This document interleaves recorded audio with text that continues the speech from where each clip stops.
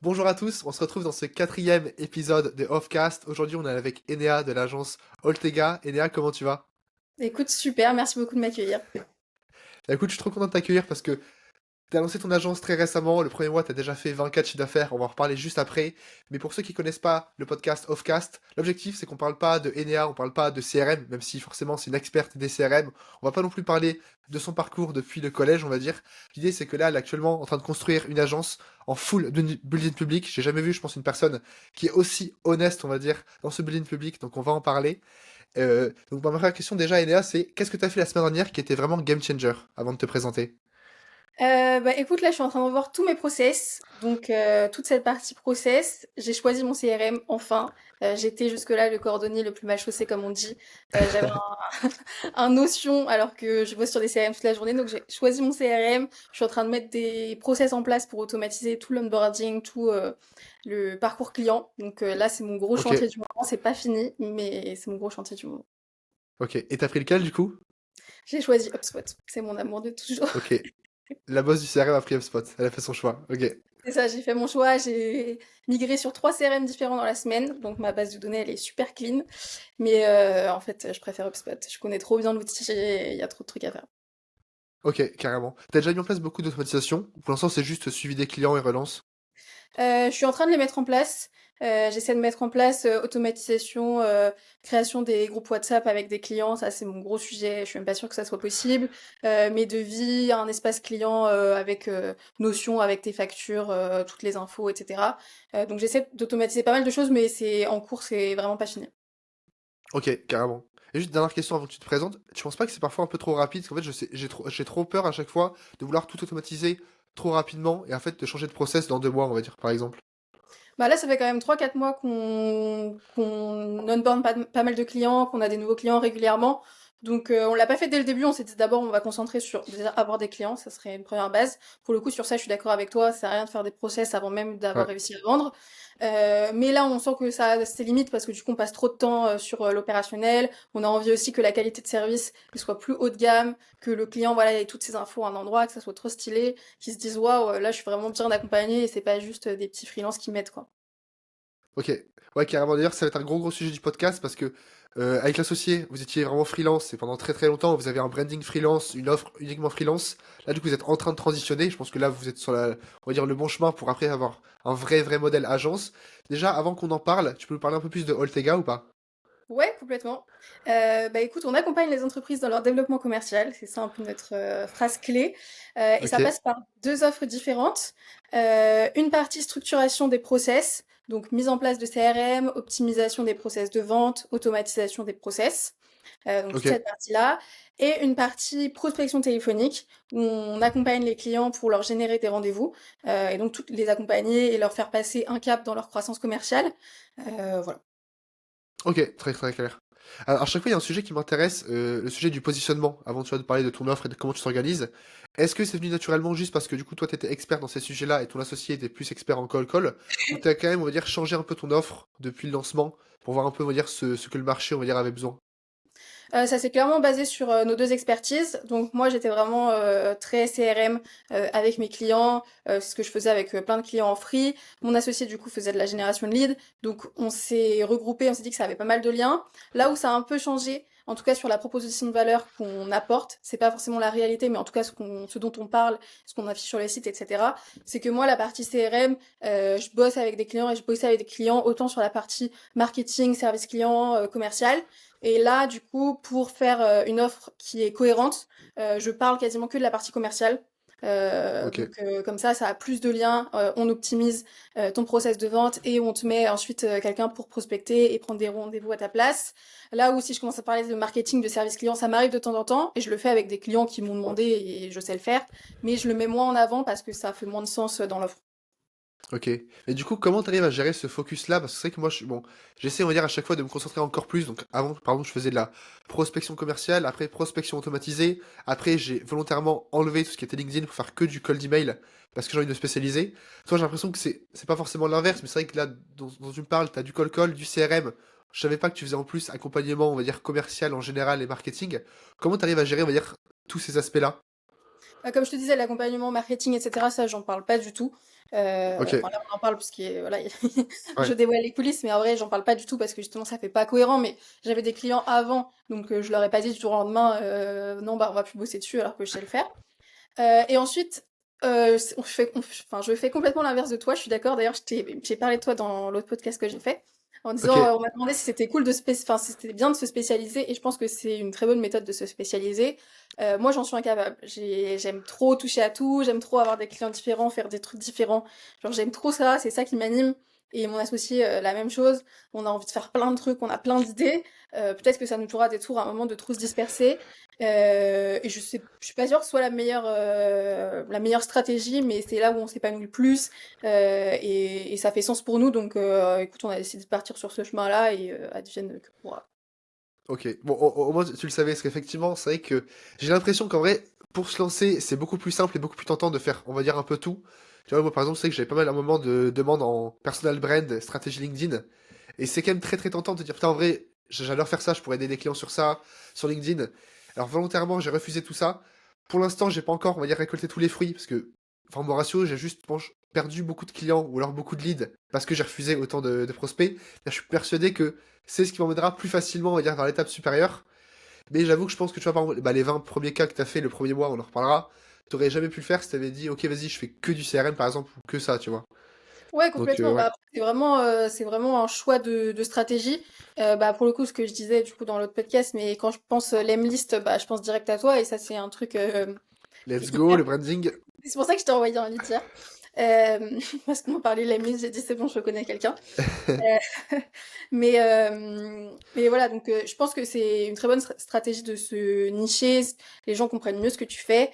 Mais après, c'était un choix, on va dire. Après, je pense que quand tu te lances, c'est un peu normal que tu acceptes tout, en tout cas quand tu es en free, mais ensuite, en effet, quand tu commences à essayer de montrer une image, à ce que ça fasse sens dans l'esprit des gens, ce que tu fais, qu'ils comprennent bien, c'est bien de tout structurer. Nous, on a décidé du coup de pas spécialiser, mais en effet, sur la communication, bah, d'ailleurs, on va se faire accompagner sur le sujet, mais il faut qu'on arrive à se positionner bien pour que ça soit clair dans l'esprit des gens et justement qu'on passe pas pour les gens qui font tout. Ça, c'est un peu un travail en cours aussi, un travail de tous les jours. Ok, carrément.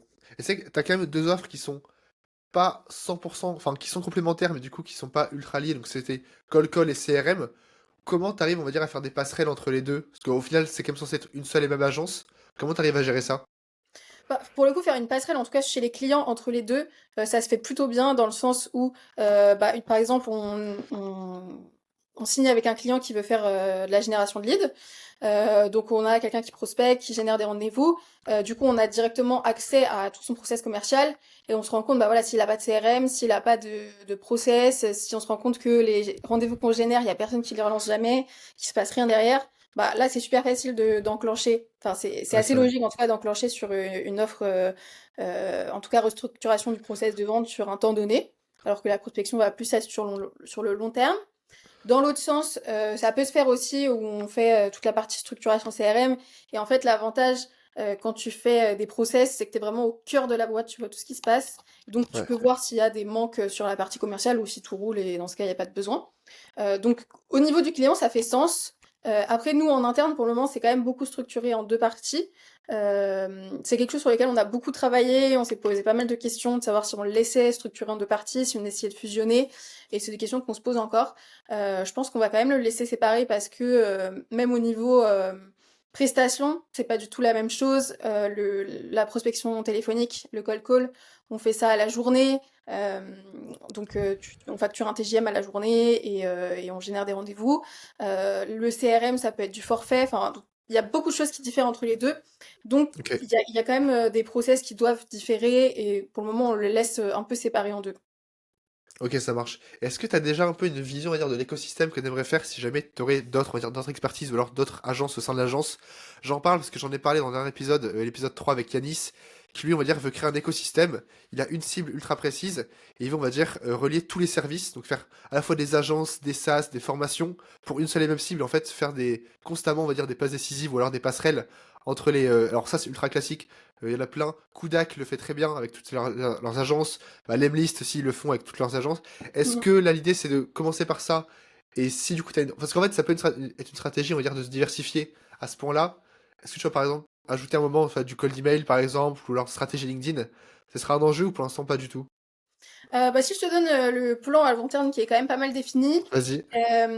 là, l'objectif, en gros, c'est bah, de se construire une expertise sur le sujet, en public en tout cas, d'avoir une certaine crédibilité au fur et à mesure, que les personnes se rendent compte qu'on est entre guillemets référente dans le domaine du développement commercial, dans l'accompagnement des boîtes sur ce sujet, expertise CRM. Je pense que très prochainement, il faudra qu'on trouve quelqu'un pour du cold email. Mais ça sera pas, je pense, pour le moment, une grosse partie de l'agence, c'est plus qu'on a la demande, donc autant trouver quelqu'un pour la traiter. A priori, c'est pas pour le moment un service qu'on veut vraiment développer, en tout cas, on s'y connaît pas assez sur le sujet, honnêtement.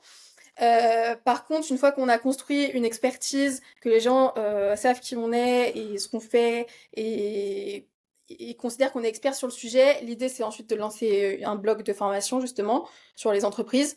Ok. Parce que c'est quelque chose qui est beaucoup plus scalable. T'as pas besoin d'avoir plus de personnes pour que la boîte grossisse. T'as pas mal de choses, en plus t'as pas mal de budgets, les budgets Calliope, etc., etc.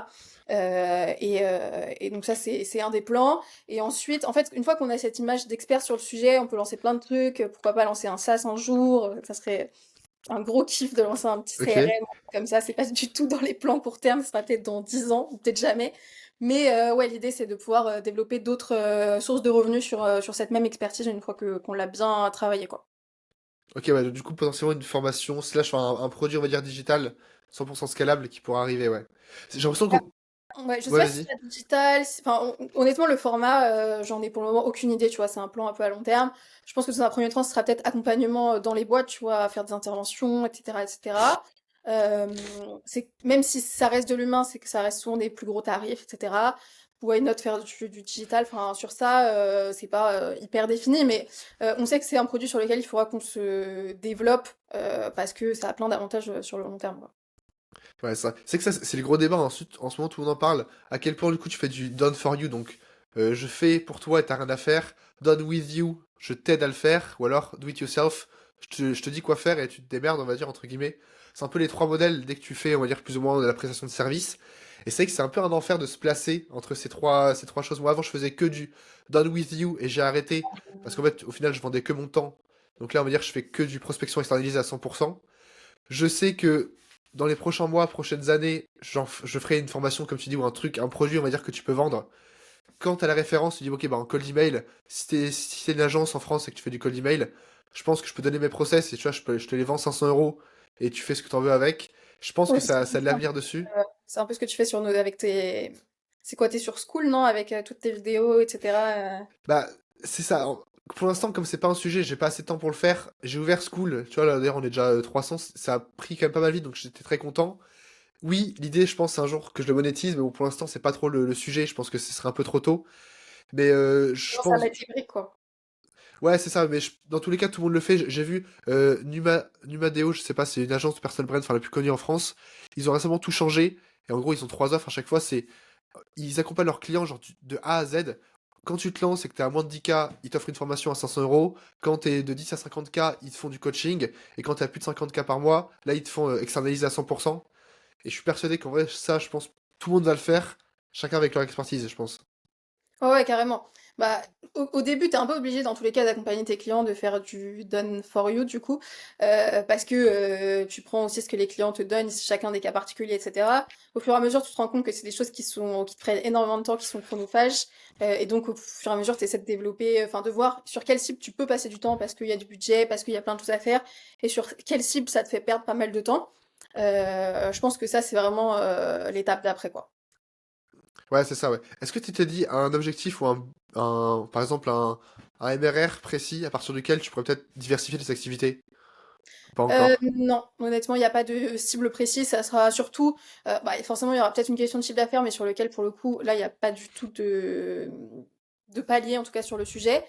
Par contre, c'est aussi question de structure. Quand est-ce que ça commence à rouler tout seul? Est-ce qu'on a des managers qui font tourner les deux BU, enfin les deux offres? Je pense que ça sera beaucoup cette question-là. En fait, tant que nous, on est complètement, enfin full time enfin à temps plein sur ces sujets-là, bah forcément on n'a pas le temps ni l'envie de faire autre chose, et ça serait vraiment se diversifier dans le vide et sûrement perdre du temps. Et ensuite, une fois potentiellement qu'il y a assez de monde, que c'est structuré, qu'il y a quelqu'un qui peut gérer, etc., bah là, nous, on a du temps pour développer d'autres canaux d'acquisition, développer d'autres projets, d'autres offres, etc. Ouais, carrément. C'est que je vois tellement d'entrepreneurs qui font parfois l'erreur de vouloir tout faire à la fois. Genre, tu lances une formation, tu fais un accompagnement, en plus tu fais du done for you. Alors, c'est, je pense, la meilleure chose, on va dire, pour te perdre. Je pense le plus simple, bah, du coup, comme ce que vous faites, c'est done for you au début. Et une fois que tu as prouvé que des vrais cas clients, là, tu peux, on va dire, faire un peu autre chose. Alors, tu as parlé du fait que plus tard, tu aurais des managers et tout roulerait, on va dire, en automatique. T'en es là ou c'est pas encore le Je, cas? je, je grossis un peu. Non, mais Non, t'en es où là actuellement? bah, j'en suis pas du tout là. C'est moi la manager, on va dire. Ok. Enfin, c'est nous les managers. Du coup, nous, on a recruté des free dans l'équipe. Donc, pour le moment, on n'est pas rendu à recruter quelqu'un vraiment à temps plein, enfin un CDI, quoi. Surtout niveau sécurité, être sûr que tu peux Ouais. payer la personne sur les 12, 24, enfin bref, sur les prochains mois. Pour le moment, c'est pas assez stable. Il y a quelques mois de coupure et on a quelques clients qui prennent une grosse partie de notre budget. S'il y en a un qui est coupé demain et qu'on peut plus payer un salaire, c'est pas possible. Donc pour le moment, on n'a que des personnes en free qui interviennent sur des missions. Et c'est nous qui nous occupons de la partie du coup management dont je parlais, c'est-à-dire faire la relation client, placer ensuite la personne sur les missions, faire la relation, enfin l'intermédiaire en fait entre le free, la personne qui fait la presta et le client, s'occuper de tous les problèmes, tout l'administratif, etc., etc. Toute cette partie bah, gestion de projet. Donc ça c'est nous qui nous en occupons aujourd'hui, sachant qu'on Ok. fait aussi tous les deux encore de la prod sur certains clients. Et voilà, dans l'idée, si on se dit, voilà, j'allais dire on double, mais si on double, non, ça va pas, on sera pas assez, mais voilà, si on grossit énormément, bah, entre guillemets, il y a Enea Bis qui peut gérer cette partie-là, et moi qui peux me concentrer sur lancer un SaaS, une formation, un autre service, autre chose, Ok. marque de Ok, ouais. vêtements. Ah ouais, à ce point-là? Non, c'est pas du tout dans les projets. Ok. C'est vrai et du coup, comment tu délègues progressivement? Parce que j'ai l'impression qu'il y a plus ou moins deux écoles. Soit, alors je pense que c'est plus ton cas, tu délègues des missions à des freelances, du coup tu leur dis ouais, que tu gères plus ou moins ça de A à Z, et moi je fais la relation, et tu fais ça. Ou alors tu gères toutes les missions et tu délègues des petites parties au sein des missions. Je- Euh, Alors pour le moment, enfin, en tout cas, l'objectif, c'est plutôt d'être sur la première partie. Ok, C'est-à-dire qu'on signe un client, on trouve une personne qui peut s'en occuper. Nous, on fait toute la partie relation, on structure les tâches. On fait aussi toute la partie à la base audit, plan, roadmap de qu'est-ce qu'on va faire. Et ensuite, la ouais, personne qui intervient sur le projet, elle a plus qu'à faire vraiment l'opérationnel sur le sujet. Ça, c'est l'idéal. Après, aujourd'hui, comme je te disais, on a encore nos clients qu'on avait en free. Donc des clients qui sont habitués à bosser avec nous, où on fait du coup et où on connaît les projets. En tout cas, sur certains, moi je connais pas mal les projets, je connais les personnes avec qui j'interviens, l'équipe, etc. Et je peux difficilement, en tout cas dans la façon actuelle de fonctionner, dire demain, bah voilà, en fait, c'est plus moi qui vais faire, c'est quelqu'un d'autre. Et donc, sur ces ouais. clients-là, là, je peux juste avoir quelqu'un ou sur les tâches un peu chronophages que je peux déléguer facilement, me dire, bah, est-ce que tu peux faire ça, ça, ça. Mais c'est moi qui reste l'image et l'interlocuteur et le client, entre guillemets, se rend compte de rien, on va dire. Ça arrive de temps en temps, mais c'est pas le but à long terme. Et pour être ultra concret, alors en termes du coup d'offres, en call call et du coup en gestion de CRM, comment tu factures? Donc à la fois est-ce que c'est du TGM, est-ce que c'est du forfait? Et si oui, du coup tu factures combien? Même si je sais que c'est un peu compliqué vu que je suppose que c'est un peu à la carte et du personnalisé. Sur le call cold, c'est très simple parce qu'on facture à la journée et avec un TJM.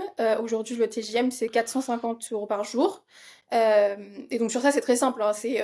On fait un minimum de 4 jours de test pour pouvoir enclencher toute la machine et voir un peu les premiers résultats. Et ensuite, bah voilà, soit on se définit, tu vois, on a des clients qui sont là 2 jours par semaine, enfin qu'on a 2 jours par semaine, 1 jour par semaine, 3 jours par semaine, enfin voilà, ça, on définit avec le client et sur ça, c'est très simple. Sur la partie CRM, c'est plus personnalisé. Ça va plus être un devis par rapport au nombre de... soit au nombre de jours, soit aussi l'impact que eux, ça va avoir sur leur business.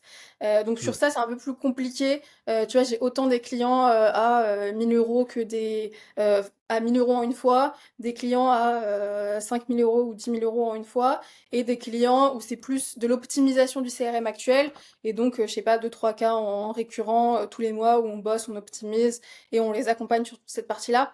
Sur la partie CRM, il y a les fonctionnements et la façon de facturer est très différente. Ouais. Ok, ouais, c'est ça. Ouais.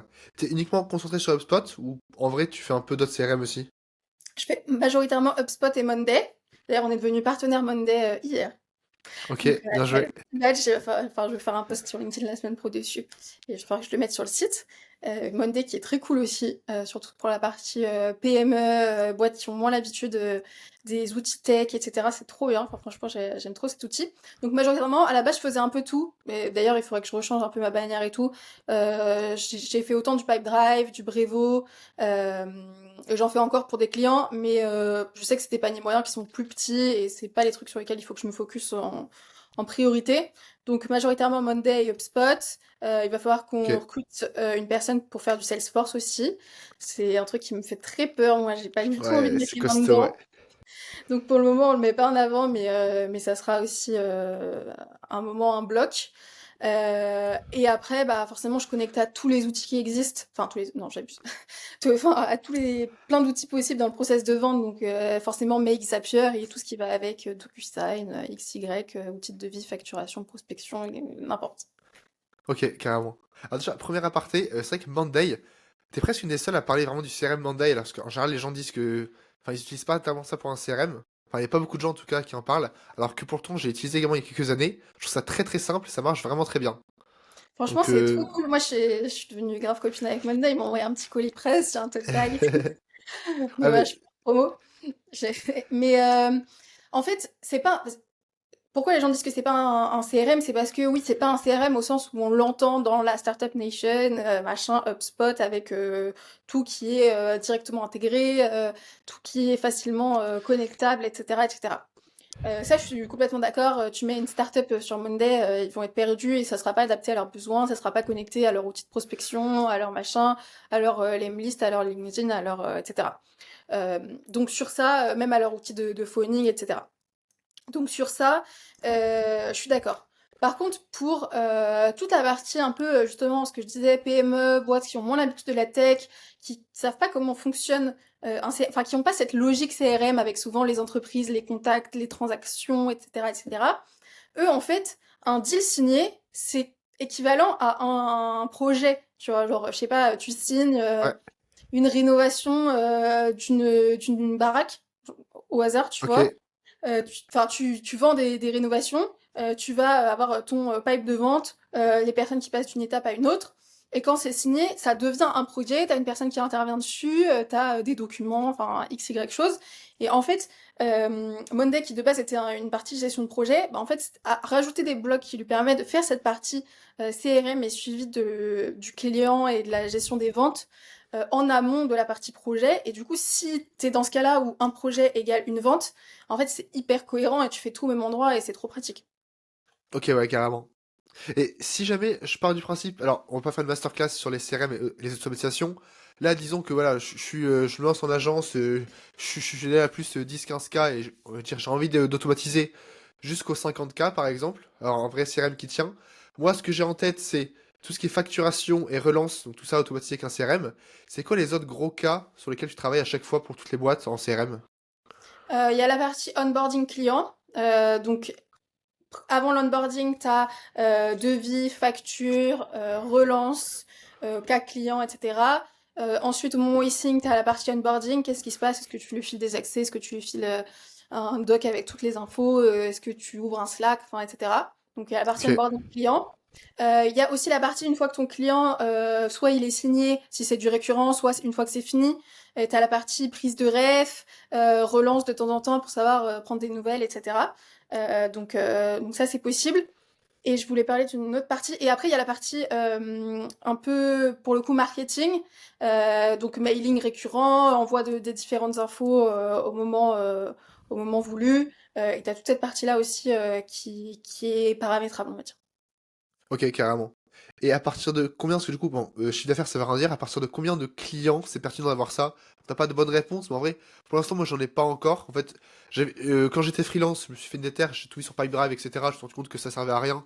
Enfin, même quand tu fais 7 000 euros par mois, quand t'es freelance, t'as pas besoin, on va dire, d'un vrai CRM. Du coup, j'ai arrêté. Et là, je sais pas, à partir, on va dire, de quand reprendre tout ça, du coup, créer un vrai CRM. Tu me dirais qu'à partir de combien de clients, enfin, à partir de quel seuil, c'est pertinent pour moi de faire, du coup, tout ce que t'as dit? Bah, en fait, ça dépend enfin, les puristes du CRM, par exemple, te diront qu'une notion, c'est pas un CRM, etc. Pour moi, pour commencer, c'est très bien. Il y a un peu autour du CRM, justement, ce truc de ça doit être un truc, un outil hyper poussé et tout. Mais en vrai, un CRM, ça peut être ton notion. En fait, c'est juste quand tu as trop de leads et que tu ne.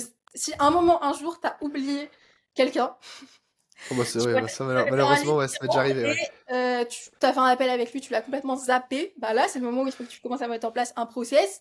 Ça peut être un truc super simple au début, un notion, etc. Quand en fait, tu n'arrives plus à tout retenir dans ta tête. Donc ça, c'est vraiment pour moi le moment où tu dois mettre en place un process, même s'il est très simple, même si c'est un notion, un Excel, j'en sais rien, mais en tout cas mettre un process. Et ensuite, il y a aussi, ensuite, il y a la partie du coup client. Je dirais qu'à partir, je sais pas, d'une quinzaine de clients, ça commence à être 10-15, je sais pas exactement. Ça dépend un peu de la gestion que tu as à faire. Il y a des services sur lesquels tu as quasiment aucune gestion. Et il y en a d'autres pour lesquels, bah, toutes les semaines, toutes les X jours, tu dois rappeler des gens. Et Mm. donc là, c'est cool d'avoir tout qui est noté dans ton CRM. Donc quand ça commence à devenir compliqué de, pareil, de tout te souvenir, de gérer tout le monde d'un seul et même endroit.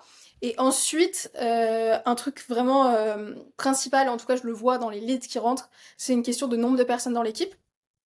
Ouais, Quand tu commences forcément. à avoir 4-5 personnes, 6 personnes qui bossent sur le même Excel, qui relancent les mêmes personnes, ça commence à devenir le bazar, il y a quelqu'un qui supprime un truc, tout est supprimé. Enfin voilà, tu commences à vouloir faire un suivi pareil de tes données, tu veux suivre un peu ton chiffre d'affaires, ta marge, ton machin, ton truc. Bah là, c'est des besoins, enfin c'est des moments où c'est clé de commencer à mettre en place des outils, un CRM, un ERP, enfin voilà, des outils, un truc un peu structuré. Du coup, actuellement, c'est quoi un peu les barrières qui te freinent? Parce que, bon, je suppose qu'objectif, on va dire, en termes de CA, actuellement, pourquoi tu fais pas 40, 54 CA? Parce que du coup, je pense que tu les fais pas encore actuellement. C'est plutôt, on va dire, la delivery qui te freine, l'acquisition. C'est quoi un peu, on va dire, ton goulot d'étranglement? Bah, la première étape, c'était les process, comme je te disais. On passait trop de temps à faire de la gestion de clients, à faire de l'administratif, à envoyer les infos aux clients, etc., etc., à pas avoir tout à un même endroit. Donc ça, c'est la première étape. Donc on s'est dit, ok, il faut qu'on calme un peu l'acquisition parce que si on passe tout notre temps à faire de la prod pour les clients, bah, on n'a plus le temps pour restructurer, on n'a plus le temps pour développer d'autres choses. Donc ça, c'est le premier frein qui devrait, j'espère, être débloqué dans les prochaines semaines.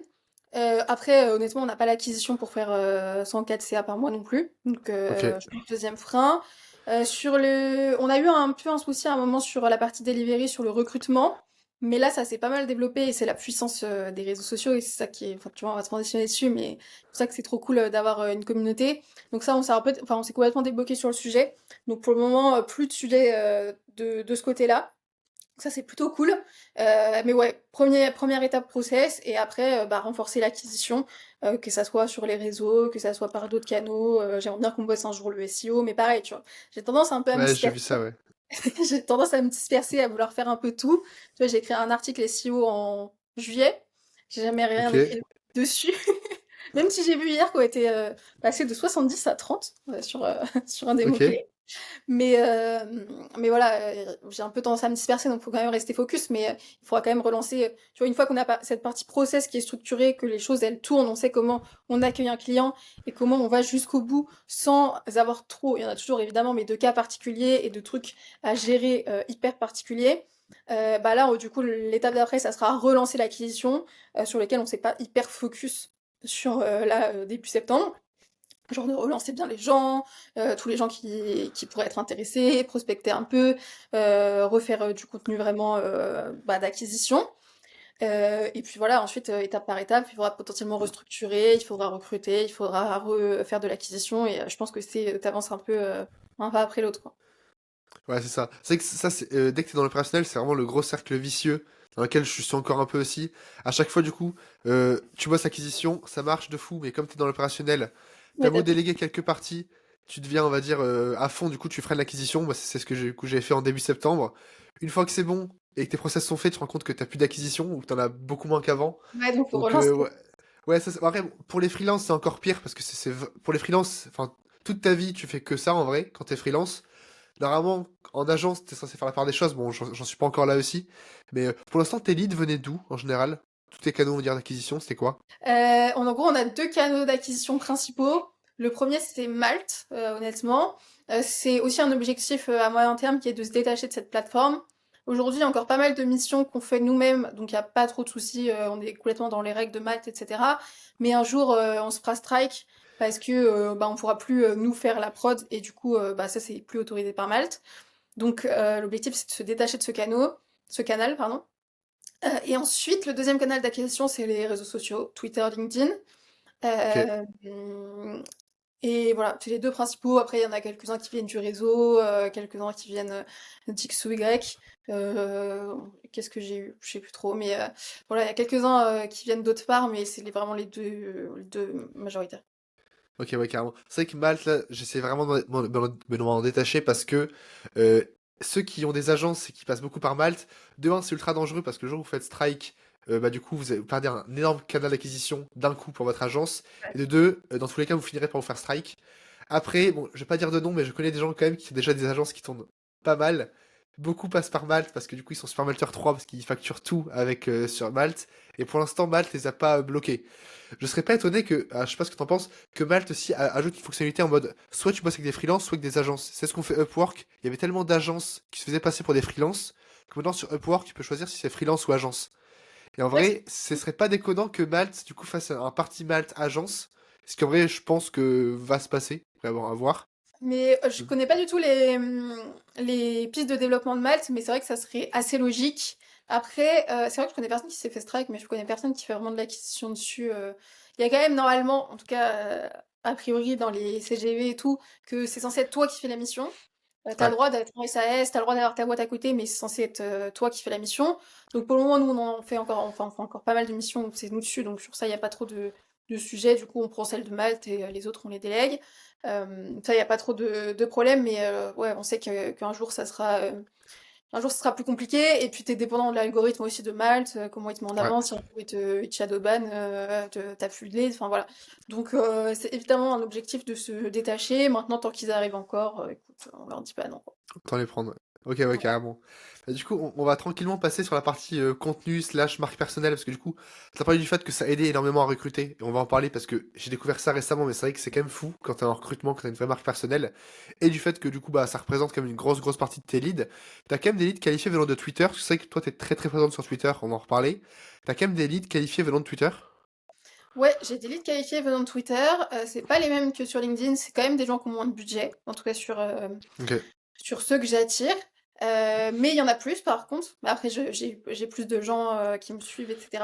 Donc ouais, j'ai quand même pas mal de leads. Je pense que ça me fait moins de chiffre d'affaires que LinkedIn, mais il y en a quand même, il y a quand même pas mal de demandes. Et après, bah, justement, il faut tout que je restructure ma partie contenu. C'est un peu un sujet en ce moment sur lequel je vais me faire accompagner pour pouvoir attirer des leads de meilleure qualité parce que pour le coup, à un moment, tu vois, on avait un agenda sur notre site qui est dans ma bio Twitter et on avait beaucoup de rendez-vous avec des gens pas du tout quali et qui nous faisaient perdre un temps fou, tu vois, des free qui veulent un peu augmenter leur acquisition, donc qui aimeraient bien déléguer la partie prospection, mais c'est pas dans leur budget, c'est pas notre cible non plus, parce que pour eux c'est un énorme budget et du coup, bah forcément, ça, entre guillemets, c'est des clients plus chiants, etc., etc., et qui n'ont pas le process commercial en plus derrière, donc ça a pas trop de sens de bosser avec eux. Mais du coup, il y a quand même pas mal de gens comme ça qui viennent et l'objectif, c'est justement de restructurer tout ce contenu pour enfin, en avoir moins ou plus qualitatif parce que pour le coup, j'ai pas mal entendu de gens, je me suis un peu renseignée sur le sujet, qui arrivaient quand même à avoir des big leads sur Twitter. Ouais. Donc sur ça, c'est un peu le chantier niveau contenu. Mais ouais, il y en a quand même pas mal qui arrivent. Ouais, carrément. Alors, c'est vrai que les liens de rendez-vous. Alors, moi, du coup, là, depuis quelques semaines, j'étais radical. J'ai absolument tout enlevé.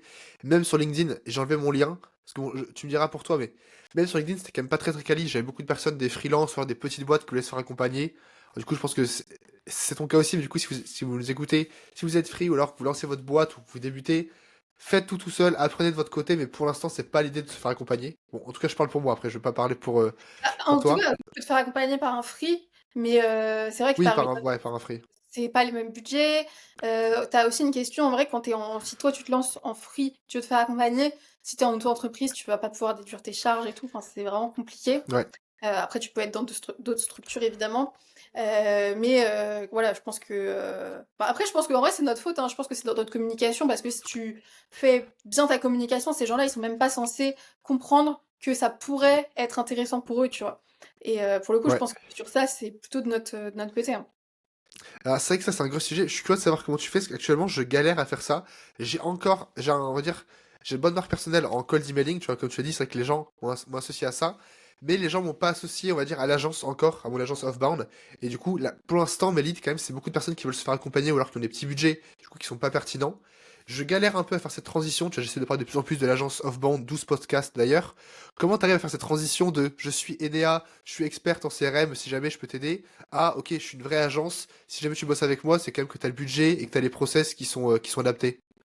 Bah écoute, c'est aussi en cours, mais le truc principal qui a un peu tout changé, c'est un truc tout bête, mais enfin en tout cas beaucoup sur Twitter, même sur LinkedIn, je parlais tout le temps au jeu, parce que de base je parlais de mon expérience, je partageais mon expérience, voilà, je parlais de ma vie, etc. Donc je parlais beaucoup au jeu.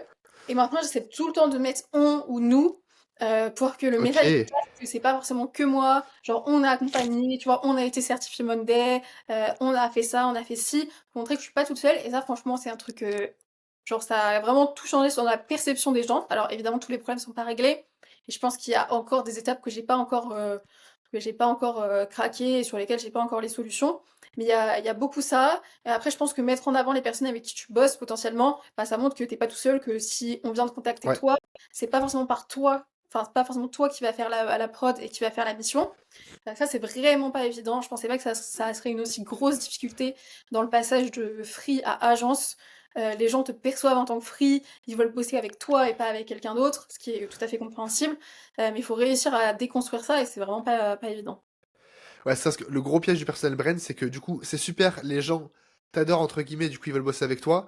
Quand t'es freelance, c'est vraiment le feu. Enfin, moi, j'avais tous mes clients, je pense que c'était grâce à LinkedIn et ça marchait trop bien. Mais c'est vrai que là même, j'ai essayé du coup la partie rapporteur d'affaires, du coup en mode, bon, si tu veux te faire accompagner, ou alors si tu veux des conseils, on va dire quelques heures, je peux plus, mais je te recommande des personnes. Mais le problème, c'est qu'en fait, les gens veulent que travailler avec toi. Bon, c'est, on va dire, un problème de privilégié, de riche, entre guillemets. Mais c'est vrai que passer de j'ai une personnel brand forte à, ah, en fait, ok, vas-y, bah, si tu veux, je te facture, par contre, c'est pas moi qui vais être dans l'opérationnel. Ça, je pensais pas que, enfin, les gens, en vrai, c'est deal breaker pour eux. Ah, bah, si c'est pas vous, non alors, tu vois. Ouais, bah franchement, c'est hyper. Enfin, c'est pas forcément évident. Moi, là où ça marche super bien, mais du coup, je sais pas exactement quel est le secret, mais c'est sur le cold call, parce que c'est pas moi qui m'en occupe et que c'est pas mon expertise. Et pourtant, j'en parle. Ouais, Et en fait, la personne, les leads arrivent et ils ne prennent pas rendez-vous avec moi. Donc, déjà, le premier rendez-vous, il est pas avec moi, il est avec mon associé qui n'a ok. pas de personal brand. Donc, en fait, sur ça, c'est assez. Enfin, franchement, c'est beaucoup plus simple parce que je leur dis, ok, bah, ok, t'es intéressé, bah, en gros, voilà, souvent les gens ils me demandent un peu c'est quoi les tarifs et tout, machin. Donc, je leur dis, et je leur dis, bah, par contre, c'est mon associé qui s'en occupe et tout, si tu veux, je t'envoie son lien d'agenda et vous prenez rendez-vous. Et les personnes, elles sont directement avec mon associé. Et donc, en plus, vu que je me suis pas positionnée experte sur le sujet, même si j'en parle, les gens s'attendent pas à bosser avec moi. Sur ça, c'est assez facile. Sur la partie CRM, process, c'est plus compliqué. Franchement, je suis un peu comme toi. Je te dis, bah, le passage au on, ça va être pas mal. Mais pour le moment, ça va pas tout changer non plus. Et c'est encore un travail sur lequel il faut que je bosse. Mais ça revient sur cette partie contenu, en fait. Je pense que c'est le contenu qui doit être adapté, peut-être moins tourné. Je sais pas exactement. Mais c'est pour ça que je me fais accompagner sur le sujet. J'ai pas mal de blocages sur mon contenu en ce moment. Et voilà. Ok, ouais, carrément. Et bah du coup, là, l'idée, c'est que tu te fasses accompagner principalement pour, du coup, pour changer, on va dire, cette partie-là du branding, ou alors t'as d'autres sujets dans ton accompagnement? C'est vraiment la partie stratégie, de contenu. Donc, quel contenu mettre en avant pour la partie acquisition. Donc, il y a 2 sujets, hein. Il y a, faire de l'acquisition et faire de l'acquisition, en tant qu'agence et pas en tant qu'ENEA. Donc c'est en gros les 2 sujets sur lesquels, bah, qui sont mes challenges et mes objectifs du moment. Donc faire plus d'acquisition, je pense que ça va être changer, la stratégie de contenu, peut-être parler plus qu'à client, parler plus, je sais pas encore parce que j'ai l'accompagnement commence la Ok. semaine pro, donc je pourrais te faire un retour après, dessus. Mais, voilà, ça va être changer le type de contenu, ça c'est sûr. Et ensuite, pour passer de, «Je suis Enya, je t'accompagne» à, «On est Olteia et on t'accompagne», ça je pense que c'est encore un autre bloc en plus. Et voilà, ça va être les challenges du moment, quoi. Ok, ouais, carrément. Alors, juste pour ceux qui regardent, je précise, je ne suis pas malade, c'est juste que j'ai fait de la piscine pendant quelques heures avant. Et du coup, là, Yes, forcément, nous bon, les toute l'eau revient, donc je suis pas malade, je vais très très bien. Mais, ok, en vrai, ouais, Ultra Classique, c'est le gros sujet. Et, euh, et actuellement, du coup, t'as une stratégie de contenu particulière, ou juste pour l'instant, tu publies, que ce soit du coup LinkedIn ou Twitter? J'ai pas une stratégie de contenu super posée, mais après, je vais pas, enfin, je connais un peu mes bases de marketing et donc je l'ai un peu quand même dans ma tête, on va dire. Sur LinkedIn, l'objectif c'est de faire beaucoup plus du contenu expertise.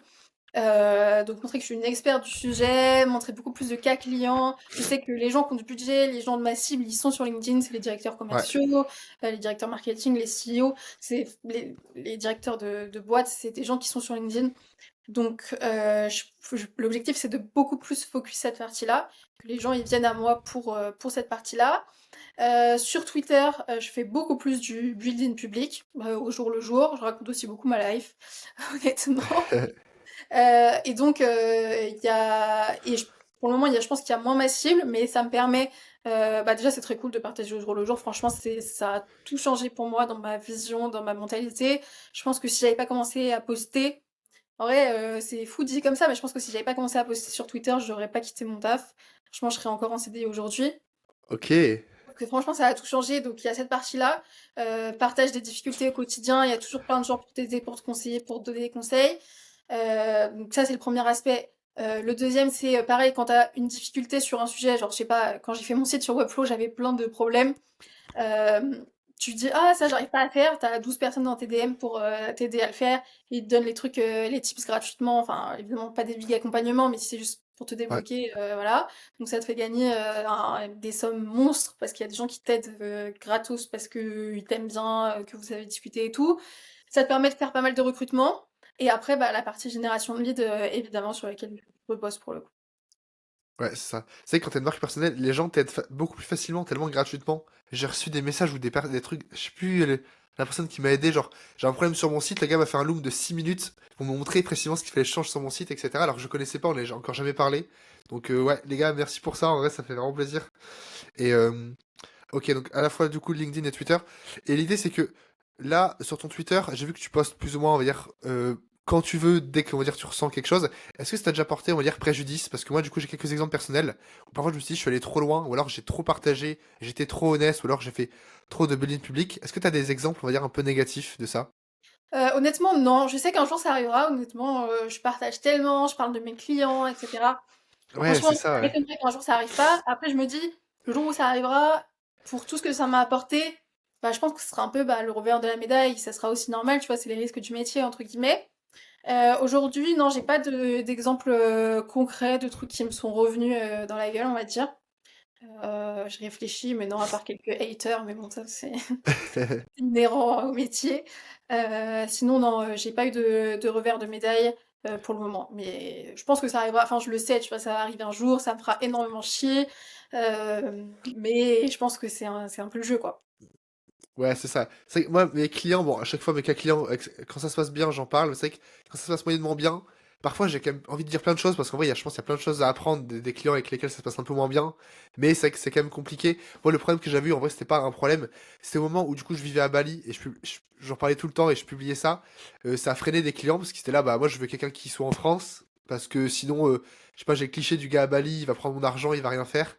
Et c'est vrai que ça, je pense que j'avais perdu un ou deux clients parce que les clients, clairement, c'était ah, vous êtes à Bali? Ah, bah, je pense que ça peut être possible, tu vois. Bon, après, je pense que si je les perds pour ça, c'est que j'ai pas perdu les meilleurs clients du monde, parce qu'en soi, ça, peu importe où t'es, ça change pas grand-chose.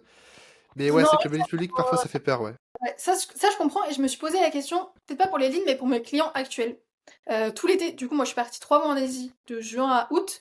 Euh, Et je me suis posé la question sur mes clients actuels, genre en mode, bah voilà, ils vont commencer à se dire, tu vois, si je réponds pas à un moment, ils vont. Enfin, tu vois, Ouais, forcément, tu te dis. dès qu'il y a un petit truc, au lieu de te dire, bah voilà, c'est juste normal, ça arrive, ils vont directement se dire, bah voilà, la personne, elle est à l'autre bout du monde, enfin voilà, elle est en vacances et tout. Ce que j'ai fait sur mes clients, c'est que je leur ai pas dit pendant 1 mois et demi, je pense. Ok, Je leur ai rien dit du tout. Et ensuite, une fois que j'avais prouvé que ça a continué à fonctionner et que ça se passait très bien, ça se passait tout aussi bien enfin, qu'avant, euh, alors que je suis loin, enfin je leur ai pas encore dit, je leur dis ah bah oui non mais là je suis en Asie, bah ouais ouais ça fait 2 mois, ah bah putain j'avais pas vu et tout. Et du coup, ok. vu que t'as montré que ok ça fait 2 mois que t'es là et que t'as très bien bossé, y a pas de raison que ensuite tu bosses moins bien après quoi. Donc sur ça, sur mes clients, je me suis pas mal posé la question. Même sur le lancement de mon agence, pour le coup, sur ça, c'était très touchy parce que j'avais des clients qui étaient pas au courant. Je bossais moi-même avec des agences qui me plaçaient dans des boîtes et donc un peu compliqué de passer de l'un à l'autre. Hem, mais ça s'est plutôt bien fait. C'est pour ça que sur LinkedIn, je suis très en retard sur mon contenu, que j'ai parlé de l'agence bien longtemps après. Sur ça, c'était justement pour toutes ces raisons-là. Sur Twitter, je pars un peu du principe que en vrai, mes big clients, les clients dont je parle et tout, ils sont pas sur Twitter. Et d'ailleurs, je parle pas de mes clients sur Twitter.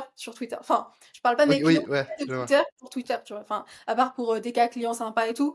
Mais je vais pas aller commencer à raconter tout ce qui se passe parce que je sais qu'ils vont le voir, tu vois. Enfin, Ouais. Attends, par contre, ça m'est arrivé aussi que des clients tombent sur mes posts qui n'ont rien à voir. Ça, c'est pas des revers de médaille, mais c'était assez drôle. Un rien client à chez... voir, genre. Ouais, un client sur lequel j'ai été chez eux en mission. Genre, je suis allée une fois en présentiel à Paris et tout. J'arrive dans le bureau, machin. Ça faisait 2, 3 mois que je bossais avec eux. Et à un moment, il y a un mec qui arrive dans le bureau et qui me dit, mais tu sais pas quoi, ce matin, j'étais sur Twitter, j'ai vu un post de toi à 2 millions de vues, je savais pas que t'étais influenceuse. J'étais ah, c'est vrai que voilà, un peu des moments un peu gênants. Mes potes qui me disent ah, dès que j'ouvre Twitter, dès que j'ouvre LinkedIn, je vois que toi. Ah, Ouais, c'est la vie. Mais bon, voilà, c'est plus des moments un peu gênants que vraiment ok. des.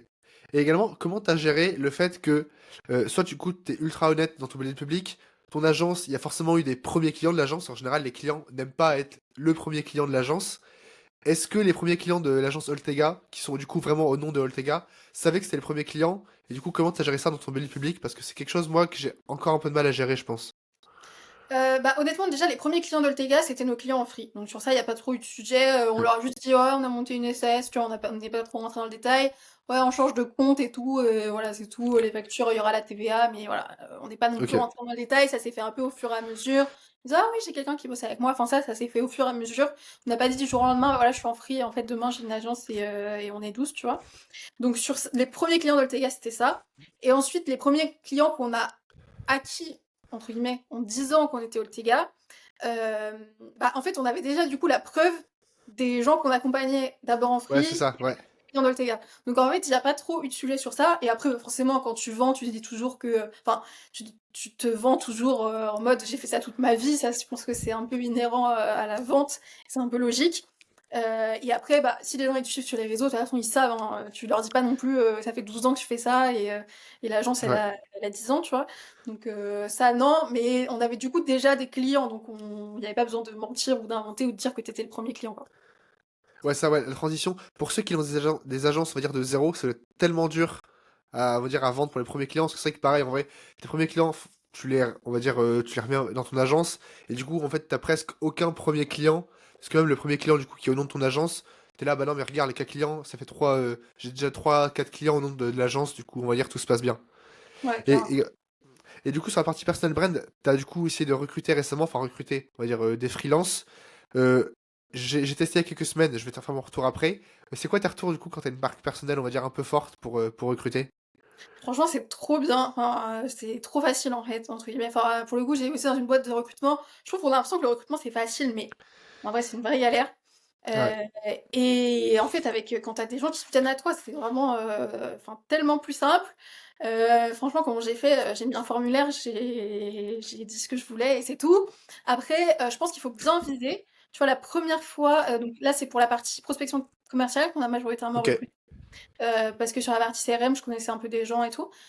Sur la partie prospection commerciale, on a recruté, d'abord on avait dit que ça pouvait être différents types de personnes, parce que du coup souvent c'est des personnes qui sont 2 jours par semaine à peu près, 2, 3 ok. jours. On a personne qui est en temps plein.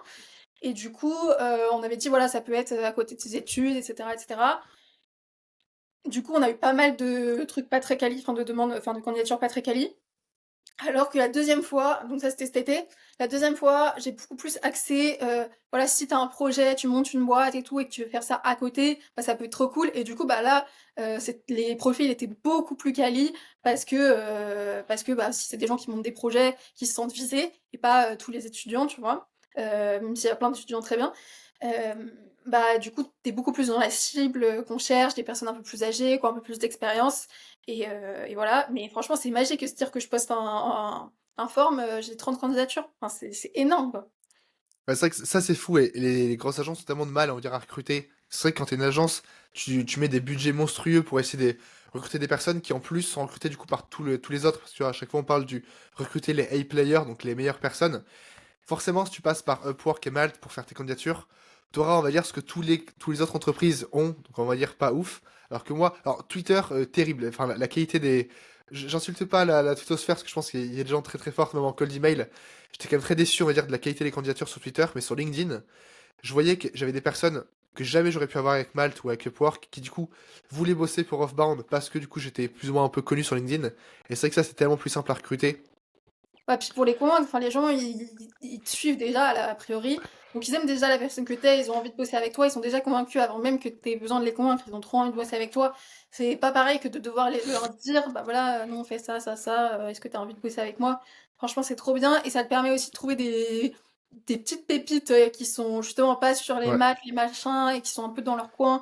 Pour le coup, sur ça, sur Twitter, il y en a quelques-uns quand même, de gens, soit qu'on a la dalle et enfin même tu vois, je sais pas, sur des alternances, Ouais. il y a plein de je pense qu'il y a plein de gens, qui ont juste la dalle, qui savent pas faire énormément de choses, mais qui sont hyper déter. Enfin voilà, je pense que, il y a moyen de trouver, des pépites. Ouais, ouais, carrément. En vrai, là, ce qui se passe du coup quand tu recrutes, c'est exactement pareil pour tes clients. C'est juste que les clients te connaissent déjà, ils sont déjà presque closés quand ils te parlent. Et en vrai, en fait, en général, quand tu crées du contenu, il y a un truc qui est particulier, c'est genre l'asymétrie d'information ou l'asymétrie, on va dire, de confiance. Tu connais pas la personne, du coup, t'as l'impression que c'est, on va dire, elle me connaît pas non plus, alors qu'en fait, la personne a vu ton LinkedIn, a vu ton Twitter, a vu tes vidéos, du coup, si t'en fais, et je suis persuadé que la vidéo, c'est un peu le niveau ultime de confiance. Du coup, c'est pour ça que j'essaie de faire ces podcasts, etc. Et c'est que j'ai réalisé ça récemment, mais en fait, le, que ce soit pour recruter ou alors pour vendre ou alors même pour plein d'autres sujets, l'asymétrie d'information quand tu crées du contenu, c'est que la personne, en fait, on s'en rend pas compte, il voit ta tête 30 secondes tous les jours depuis 6 mois, et en fait, sans le savoir, il a beaucoup plus confiance en toi que, bon, pas de ce qu'il devrait, on va dire, mais on va dire que tes concurrents qui peut-être aussi sont aussi forts que toi, par exemple. Bah, qui devrait si aussi, enfin le fait de parler en public, ça fait que les gens ont l'impression que c'est beaucoup plus gros que ça n'est, ça c'est Ouais, sûr. toujours. Genre, ils ont l'impression que t'es 15 alors qu'en fait, vous êtes 2, donc ça, c'est faux, entre guillemets, mais c'est une image qu'il y a. Et les gens ont l'impression de te connaître. Et moi, ça m'arrive aussi avec des gens que je suis. Ça m'est arrivé il y a pas longtemps à un événement, de croiser des gens de Twitter que je suis et de me dire, Ok. je connais cette personne, donc j'ai l'impression qu'elle me connaît, mais en fait, pas du tout, elle ne sait absolument pas qui je suis. Et c'est vrai que ça fait bizarre, Ah ouais, dans l'autre sens, ouais, ok. mais du coup, t'as l'impression de connaître les gens. Enfin, et les gens, ils c'est pareil avec toi, ils ont l'impression de te connaître depuis toujours, alors que toi, tu leur as jamais parlé. Et du coup, alors j'ai bien posé cette question-là. Si on se refait un podcast début janvier, idéalement, qu'est-ce qui se sera passé, on va dire, pour Oltega? Bah écoute, début janvier, il y a pas mal d'objectifs jusqu'à la fin de l'année. Donc, premier objectif, c'est que la partie prospection téléphonique sur laquelle on s'est beaucoup focus parce qu'on a eu des leads qui sont venus naturellement assez facilement sur cette partie-là. Donc, quand tu proposes aux gens de leur générer des leads, c'est en vrai assez simple. Oui. Donc cette partie, mais qui demande beaucoup d'humains, donc cette partie, l'objectif c'est qu'elle tourne un peu toute seule, entre guillemets. En tout cas, que ça soit très structuré, qu'on sache ce qui se passe, pourquoi pas recruter quelqu'un pour la partie gestion, gestion client. Donc voilà, que cette partie-là, elle tourne un peu tout seul, qu'il y ait du récurrent, etc. Ensuite, notre objectif, pour parler chiffres, notre objectif fin d'année, c'est d'atteindre les 104 CA, c'est l'objectif. Donc sur toute Ok. la période, donc on a lancé ouais, en juin à peu près. Ok. Voilà, et aujourd'hui, on est rendu à peu près à 65. C'est ce que je regardais tout à l'heure dans le CRN, donc 65 de closés, Ok. qui sont forcément des missions qui sont finies. Donc c'est ça, c'est pas du facturé. Pour le moment, on est à 65 de closés. On est Ok. à un peu 55, je crois, de facturés. Et l'objectif, c'est d'arriver à 100K. Donc ça va être bien challengeant parce qu'il faut qu'on fasse entre 15 et 20K sur les deux mois Ouais, et demi. ouais, deux Mais mois, ouais, ok. Mais voilà, c'est l'objectif que j'ai annoncé cet été, donc il va falloir se bouger. Ok. Et t'en as d'autres ou pas, du coup, à part le CA fin décembre? C'est à fin décembre. Ensuite, on s'est fait un peu un espèce de business plan avec le nombre de personnes, etc. Mais je t'avoue que j'ai plus exactement les chiffres en tête, mais l'objectif, c'est d'avoir quelques personnes en plus, peut-être une team de 5 personnes à peu près sur la partie prospection, et de Ok. réussir, donc sur lequel on s'est beaucoup focus, et ensuite réussir aussi à du coup relancer la partie CRM, expertise process de vente, qui est pour le moment moins avancée. Et sur lequel faut qu'on trouve le modèle à vendre aux clients, le modèle à déléguer. Donc sur ça, il faut qu'on avance. C'est en gros, là, on s'est dit, première partie, le call call, c'est parti tout seul, on structure, on lance, et ensuite, comme ça, une fois que ça tourne, on peut se focus sur trouver le modèle exact et la façon exacte sur la partie CRM. Ok, ouais, carrément. D'ailleurs, pour ceux qui veulent se poser la question sur comment construire une agence avec un positionnement, on va dire, un peu particulier, quand tu fais du CRM, j'ai fait un épisode 2 avec Thomas, le fondateur de l'agence Cops Euh, Agency, c'est ça? Cops Exactement. Agency. On a beaucoup parlé de positionnement, parce qu'eux ont un positionnement, on va dire, particulier, parce que du coup, c'est... alors, eux, c'était quoi? C'est uniquement du mensuel avec des Là, c'est des abonnements retouches... Ouais, c'est enfin, ça, c'est uniquement par abonnement. sur de l'implémentation d'HubSpot. Donc là, on va pas forcément détailler tout le sujet, on va dire, des CRM et de comment tu crées, on va dire, une offre, un positionnement. Mais je pense qu'on en a parlé vraiment beaucoup avec Thomas, donc je vous invite à regarder l'épisode 2, je le mettrai en description. Ok. Et est-ce que d'un point de vue personnel, Bren, est-ce que tu te fixes des objectifs? Moi, en général, je l'ai jamais fait, mais en vrai, peut-être que je devrais.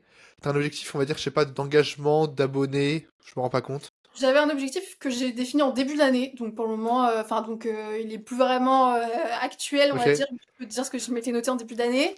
Je m'étais noté 4K sur Twitter. J'avais, je sais pas, même pas 1000 abonnés, je crois. Là, je vais les passer, je pense, maintenant. Donc, enfin, je suis à Ok. 3,5, je crois. Donc ça, Ok. c'est on track. Il y aura pas trop de sujets, je pense. Dans ma tête, LinkedIn, ça va être beaucoup plus simple. Je me suis noté 5K sur LinkedIn. On va clairement pas l'atteindre. Je dois Ok. avoir 2K. Donc, ouais, dans ma tête, c'était beaucoup plus simple que LinkedIn. J'ai vraiment sous-estimé. Et sur ça, c'est sûr qu'on va pas l'atteindre. Et je me suis pas redéfini des objectifs depuis. Donc, ça date de janvier, quoi. J'avais Ouais. même pas commencé à Pour... bosser sur LinkedIn. Ah ouais, ok, ouais, à ce point-là. Pour moi, c'est vraiment l'inverse. Twitter, alors quand j'ai commencé à poster, du coup, moi j'ai découvert Twitter très très tard. J'ai rapidement eu 1000 abonnés et là je pense que c'est en train de stagner et je sais même pas si je dépasserai les 2000, on va dire, dans les prochains mois, je pense pas. J'ai l'impression que c'est compliqué de faire du reach organique, alors que sur LinkedIn, à l'inverse, tu vois, je vois que tu postes quand même du contenu à beaucoup de valeur. T'as quand même plein de personnes qui t'ajoutent. Enfin, j'ai l'impression que c'est justement plus ou moins simple sur LinkedIn de grossir. Que les Bah, gens en t'ajoutent fait, et te suivent dit. facilement. C'est ce que je me suis dit. En fait, LinkedIn, l'avantage, c'est que c'est un peu mathématique. Il n'y a pas de tu vas poster 3 mois dans le vide, il va rien se passer. Genre, ça arrive pas. Ouais. T'as toujours des gens qui t'ajoutent, qui te suivent et tout. Mais justement, je me suis dit, vas-y, toute l'heure, c'est tellement dur. Et j'ai réussi, enfin, entre guillemets, j'ai réussi toute, voilà, Oula, elle l'a dit, elle l'a en dit. toute modestie, mais j'ai réussi à faire ma petite place sur Twitter. Je me suis dit, LinkedIn, ça va être trop simple. J'ai craqué le truc et tout. Pas du tout. Ouais. Pas du tout. Je me disais ça aussi. Et au final, sur LinkedIn, franchement, je galère, je sors les rames. Franchement, j'arrive pas. Et c'est pour ça que je me fais pas mal accompagner. Enfin, je vais me faire accompagner sur le sujet, mais ouais, franchement, je galère. Ok, ouais. Ouais, je précise, quand tu dis que tu galères, c'est qu'en vrai, t'as quand même des... Enfin, je suis allé voir un peu tes posts, etc. T'as quand même pas mal de reach, hein. Enfin, il y a des gens qui galèrent. Parce que du coup, Oui, les gens vont aller voir ce que tu fais, ils vont dire que tu fais 60 likes par post. En vrai, ça, c'est pas galérer. Mais oui, je vois l'idée. Après, j'ai l'impression que la ça croît moins concurrence... vite. Ça Ouais, croît moins vite que Twitter, ça croît moins vite que ce que je ouais. pensais. Tu vois, j'avais quelques potes, je les ai vus, ils ont fait 5K en 6 mois. Abonnés, je me suis dit, vas-y, tranquille, je vais faire pareil. Bah, pas du tout. Après, évidemment, j'ai déjà des gens qui me suivent. Enfin, voilà, j'ai pas personne et ça marche un peu, mais pas autant que ce que je pensais. Ouais, c'est ça. Après, je pense que si c'est la concurrence en termes de contenu sur Twitter, le contenu est quand même pas quali de ouf.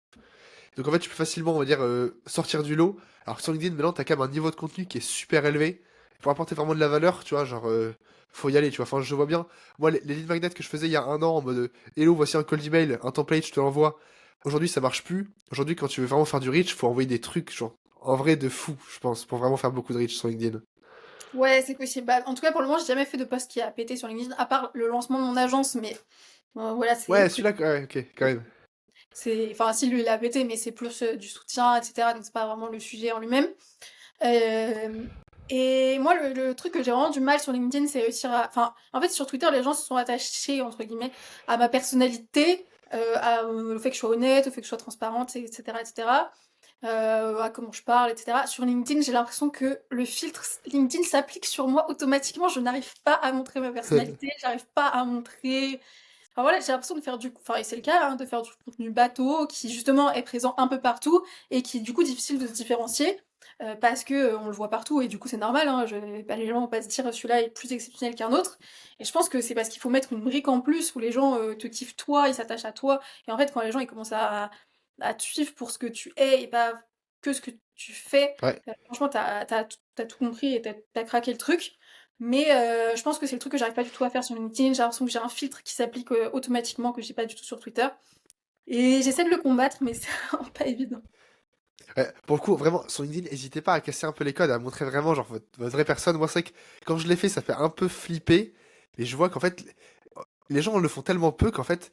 Alors, bon, moi, je suis genre, tu peux être ta tu mets une photo de toi, genre t'es à la plage ou alors des trucs comme ça et tu racontes un peu ta vie. C'est fou comme ça marche. Et comme en vrai, ça sert réellement ta vie professionnelle. Enfin, j'ai eu des clients, ils m'ont dit, ah oui, je t'ai vu sur la plage, tu m'avais l'air bien compétent, genre sur la plage. Et en fait, le fait que les personnes, parce que c'est vrai qu'à chaque fois, les personnes partagent à chaque fois que de la valeur sur leur expertise. Ça, c'est super, mais le problème, c'est que si un jour tu changes d'expertise, tu perds toute ta communauté et les personnes ne te connaissent pas. Ils te suivent juste, on va dire que pour tes tips ou alors pour tes carousels, tu vois, typiquement. Et moi, j'essaye, on va dire, de faire les deux. Parce que je sais que peut-être le call call, j'en ferai pas dans 5 ans, ou peut-être que j'aurai une agence différente. Du coup, c'est vrai qu'essayer d'ajouter des briques un peu plus perso, sur LinkedIn, c'est quand même plus compliqué, mais je pense qu'en vrai, ceux qui arrivent vraiment, c'est ceux qui percent, on va dire, fort et longtemps, quoi. Ouais, je pense qu'il faut à trouver le milieu entre apporter de la valeur et les gens te suivent ton expertise, c'est ça qui te rapporte plus de leads. Mais par contre, en effet, je suis complètement d'accord avec toi, si tu veux lancer des trucs plus tard, c'est trop bien que les gens ils te suivent pour ce que tu es, parce que du coup, ils te suivront si tu lances ce que tu dis, une marque de vêtements, une marque de fast-food ou X ou Y, parce qu'ils aiment ce que tu dégages, ils aiment ce que tu transmettes. Donc je pense que ouais, c'est trop important. Ok. T'en parles beaucoup comme de la marque de vêtements, hein. Tu comptes faire un truc, non? Parce que là, ça fait 2-3 fois que t'en parles en 1 heure, là. J'ai parlé de l'exemple tout à l'heure et du coup, ouais, je les réutilise, mais non, j'ai pas du tout prévu de faire une marque de vêtements. Ok. C'est absolument Mais- pas dans les plans ni mais- dans mes projets de vie. Ok. Bah, écoute, en tout cas, merci, c'était beaucoup trop intéressant. Encore désolé, j'avais l'air un peu malade. Désolé pour le son, j'espère que ça s'est pas trop entendu. J'éviterai d'aller à la piscine la prochaine fois avant de tourner un podcast. Pas de Et, soucis. et, et Léa, si jamais on veut te suivre, je mets LinkedIn, Twitter et le lien d'Oltega, ou alors t'as d'autres sources. Ouais, bah écoute, parfait. LinkedIn, Twitter et le site, c'est parfait. Ok, écoute, super clair. Et si Écoutez, vous s'il vous plaît, avez, faites... Ouais, dis-moi. si vous avez Ou, la moindre question, surtout n'hésitez pas en DM, je suis dispo. Pas de soucis. ouf, c'est risqué de dire ça, hein. Enfin, bah, les quelques fois... Je réponds à tous mes DM. Ah ouais, ok, ok, bah écoutez, n'hésitez pas à lui poser toutes vos questions sur les CRM, elle se fera un plaisir d'y répondre. Je sais même si je vous répondrai peut-être pas en 2 heures, mais je réponds. Parfois, je prends des plages, je réponds à tous mes DM, surtout sur Ok, Twitter. putain, c'est beau, ok. Écoutez, s'il vous plaît, faites-moi vos retours également sur les épisodes de Offcast. Comme je vous l'avais dit, c'est encore le début, j'ai pas encore une DA ultra définie. J'ai eu le premier tour, en vrai, toutes les personnes ont vraiment aimé le fait que ça soit ultra terre à terre, qu'on parle pas, on va dire, de tous les autres sujets classiques du podcast et qu'on parle vraiment de ce qu'ils font. On va dans les chiffres, on va dans les process, dans les problèmes actuels. Ça vous a pas mal plu, donc. Mais s'il vous plaît, dites-moi, on va dire, des questions que vous aimeriez bien que j'aborde ou alors d'autres sujets, vraiment, que vous avez, on va dire que j'en parle en profondeur avec les cofondateurs. J'ai un abonné qui m'a récemment fait une mise en relation pour le prochain épisode de Offcast. Donc si jamais vous avez des entrepreneurs d'agences et de SaaS dans votre entourage et qui vous semblent pertinents, n'hésitez pas à me DM et on verra peut-être si on fera un épisode ensemble. En attendant, n'hésitez pas à vous abonner sur la chaîne YouTube pour suivre la suite et je vous dis à très vite. Et Néa surtout, merci beaucoup. Bah, merci à toi et à bientôt.